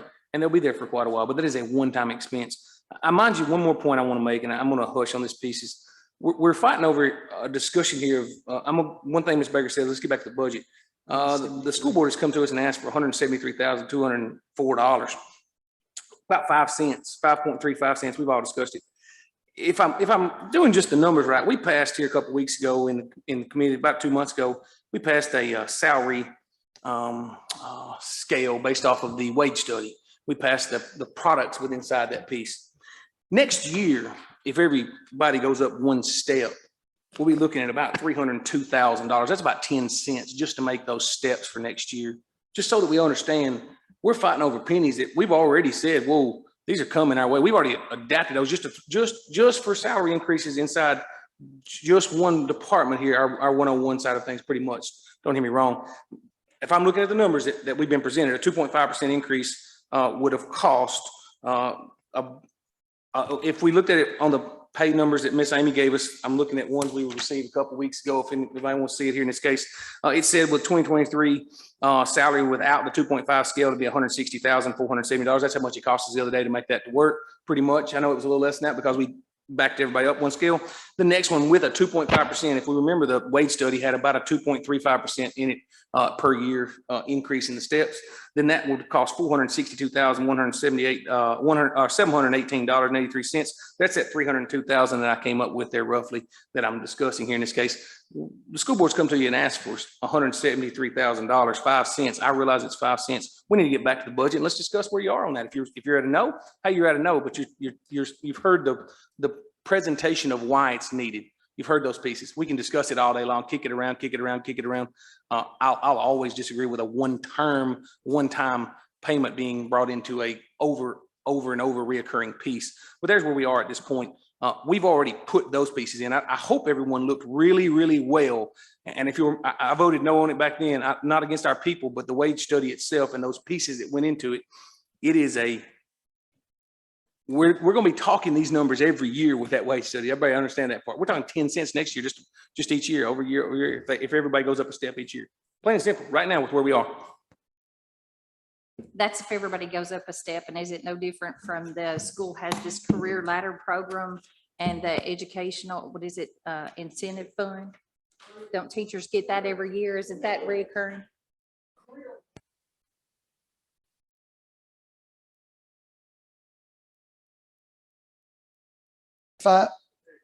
Some 35, 40 years ago under the Lamar Alexander administration. And I think we get like maybe $6,000 to $8,000 a year for that. And it only goes to the teachers who've been teaching a long time, like Mr. Kerr, but they've already retired, so they don't get it anymore. But that is being phased out. You get it, Mr. McCall?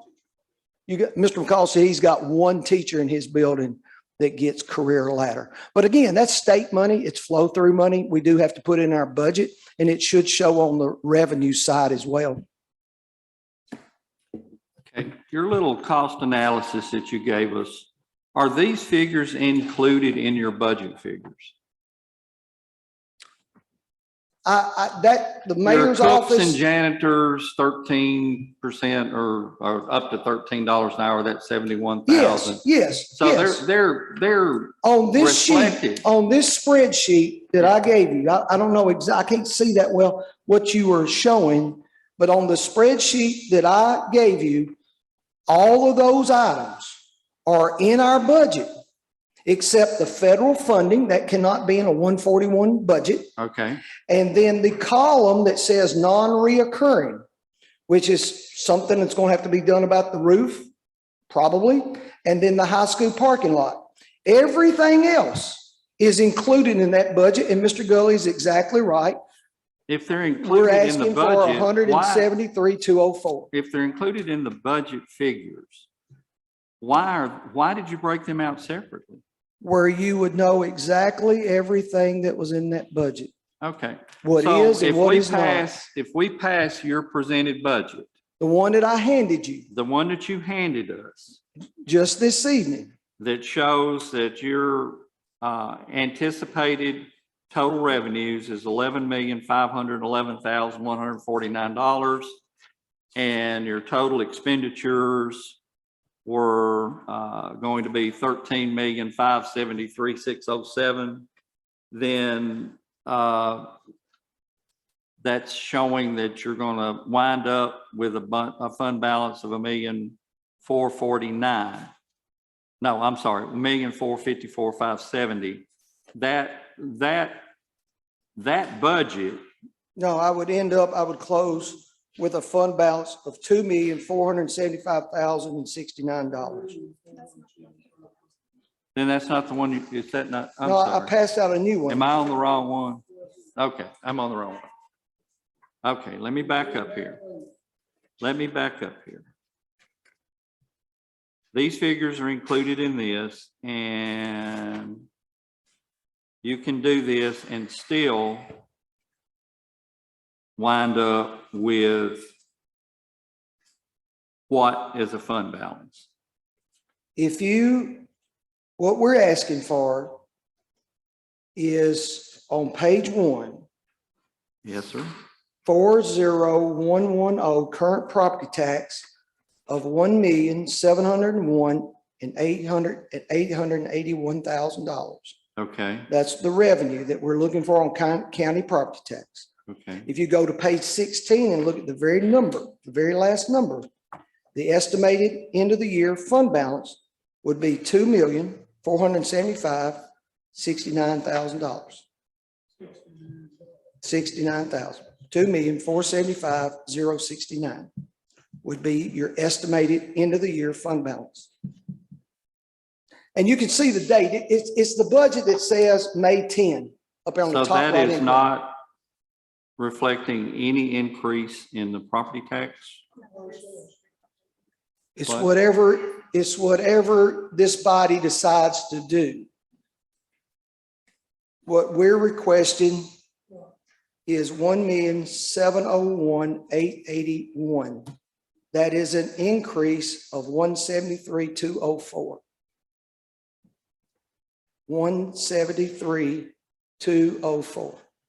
173,204 is what you're estimating the county property taxes would be. No, that's what we would need to operate this budget. 173,204 additional. Yes, sir. The 1701,681 figure. Does that figure include a property tax increase? That's without an increase. Okay, well, 1701 says it's got an increase. That's what I'm asking. That is correct. Now, you had previously talked about the local option sales tax changing that number somewhat. So 1701,881 would result in the 5.35 increase that we were talking about. Adding 173,000 to that would take that up to what I said earlier, about 6%. Am I correct in that? Well, because he's wanting us to add 173,204. He already has. That's included in that That figure. is included in that. That's included in that figure. Okay. So 1701,881 would result in, we think, a 5.35% increase. Okay. I still say that what we need to do is bump this sales tax, local option sales tax figure up and roll that back to make it work, but do what? Chairman. Or we can just leave it like it is and you should be fine. Mayor, Chairman. give me your thoughts. You've fought with these things more than anybody. I got lots of people here. I mean, get through with this train of thought here, please. As we discussed previously, I think you can just add to the sales tax. So we are going to see an increase in that. I do understand that it could be a little bit risky if you're looking at potential downturn, but our numbers right now are pointing up.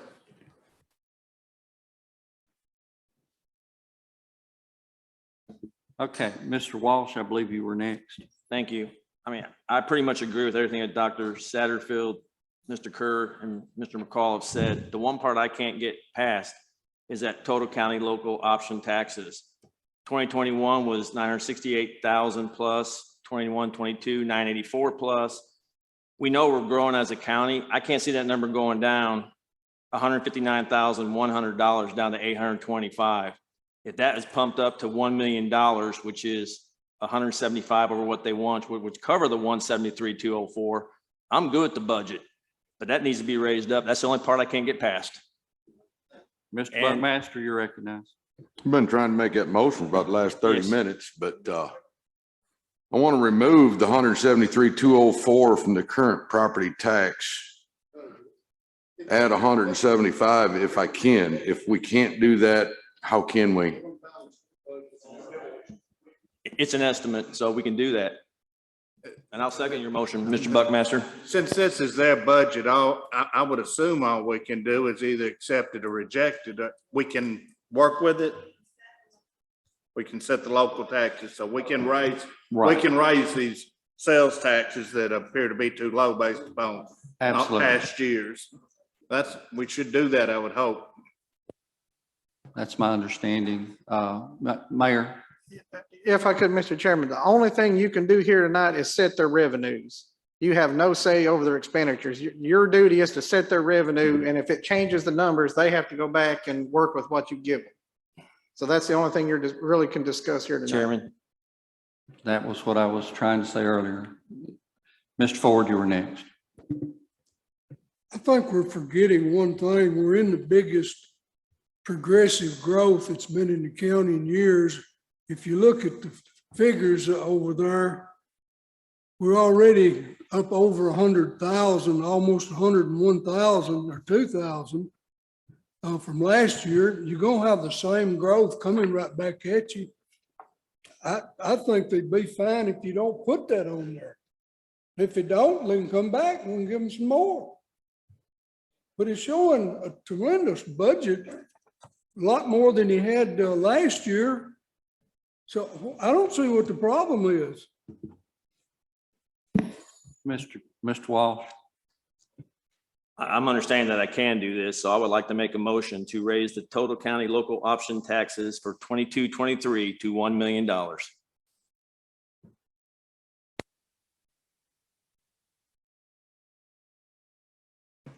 Okay.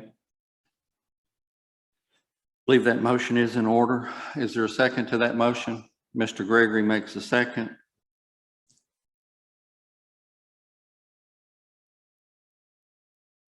Okay.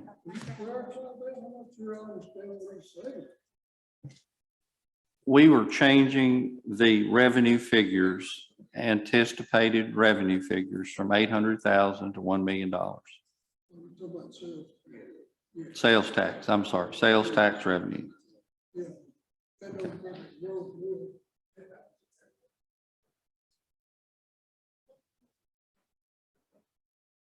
Okay. Any further discussion, committee members, on this one? Mayor? Mr. Chairman, Dr. Satterfield had asked me to kind of calculate if you look at your estimated column on your local option sales tax, which they estimated 954 this year, he asked me if you were to plug that in for the proposed 22-23, what would that be? Well, that would be in equivalence of property tax, that'd be 4.76 cents. So to get between the difference between what he was originally asking for, which was on the property tax side, with this offset on the sales tax, the difference would be 0.54 cents. So it'd be about a little over half a cent. So he just asked me if I could give that information to the committee. Again, if you were to do the 954 on your local option sales tax and to make up the difference on the 173,204 he was requesting, you'd still have to do a 0.54 cent property tax increase, so a little over half a cent. Okay, thank you for that information, Mayor. Okay. We have a motion on the floor, correct? I know, that's what I was fixing to do. I believe Mr. Buckmaster, made a motion prior to that, and I don't know that we had a second. We went kind of into discussions. Did you? I don't remember what the motion was, but I seem to remember that you had made one, sir. I'm sorry. Mine was a two-part motion. I believe Mr. Walsh seconded it, but I'm not sure. One was to add the difference to the local option sales tax, but to remove it from the current property tax. We have to remove it, otherwise we're giving it to him twice. If I understand correctly, it's already added in to the 1.7. So what you were saying is that your motion was to take the 800,000 to 1 million and then reduce the 1701,881 to 1501,881? No, it just take the 173,204 from current property tax. We can't reduce it farther due to the maintenance effort, can we?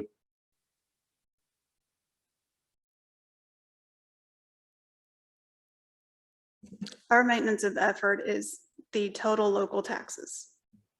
We cannot go below that amount from the previous year. So we my cannot go motion below fits. 1,600? So we cannot go below, let's see, we approved 2,481,000 last year. With the requested increase, as you can see, he's at 2,778,881. If you take out the requested increase and put the sales tax at 954 that was just discussed, he's at 2,759,677. So that would meet maintenance of effort. Yes, sir.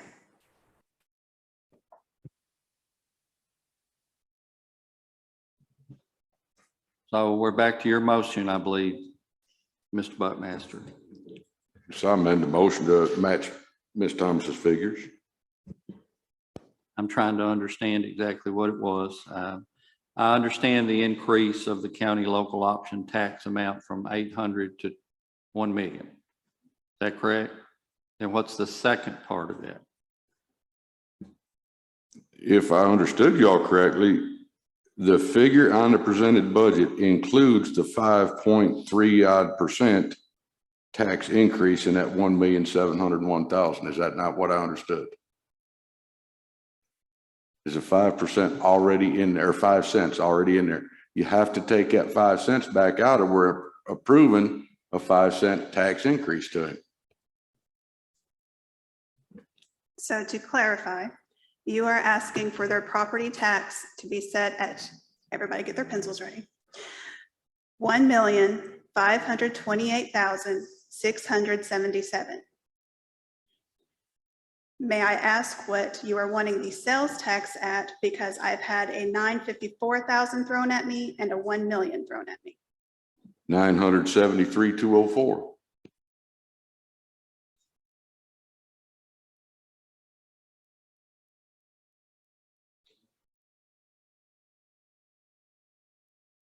So what you're basically doing is raising the 800 by the 173,204 That is correct. to Just balance the numbers. 973,204. Okay, with those two changes, your total local taxes will be 2,778,881. It's just changing those amounts and moving the monies around, the same amount that Dr. Satterfield has presented. But that would result in a lower tax rate increase by about 0.5%. Actually, no, that doesn't even have the 0.5% in there. Do what? That takes out any increase on his property tax Takes it out totally? completely. Okay. All right, so that is the motion, was to increase line item 4210 local option sales tax on the revenue side from a projected 800,000 to 973,204. And the 4,100, 110 county property tax would go to 1,528,567. Is that, I'm getting a nod? What? 1,528,677. 677, okay. All right. And that would leave no tax increase currently and get you your budget, what you're requesting. Do I have a second to that motion? Mr. Walsh, that you're still, that second good? No, I got two things first. Sir? I just want a point of discussion, Okay, if I may. sure. Mr. Buckman, you're adding the 173,204 onto the 825? No, Under Only the 800. 800, the top line Oh, item, 800. not the total. 4210 local option sales tax. okay. The estimated was 800,000. That would take it an estimated to 973,204. Okay, then point of order, he made a motion, the chair missed it. I made a motion, it was seconded. I withdraw my motion and second Mr. Buckmaster. Okay, thank you, sir. We have that? Okay, we're good with that. Okay, we do have a motion and duly seconded, motion by Mr. Buckmaster and a second by Mr. Walsh. Sorry for the confusion. It is confusing with this many numbers and jumping this around. I appreciate y'all's indulgence with the chair.